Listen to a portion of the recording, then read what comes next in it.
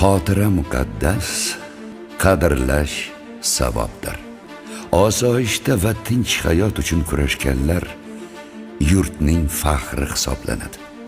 O'zbekistondek jannat makon yurt farovonligi uchun, hozirgi dorulamon kunlar uchun jon berganlar to abad qalbimizda bo'ladi.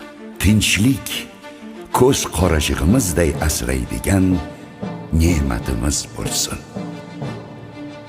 Qadr shulkim u yurtda hazrati inson aziz, hazrati inson uchun yaralgan imkon aziz.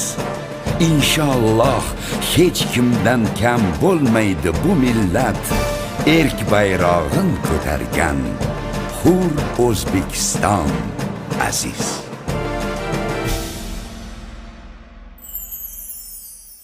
Armon nima ey do'stim, alam bilan o'tmoqdir.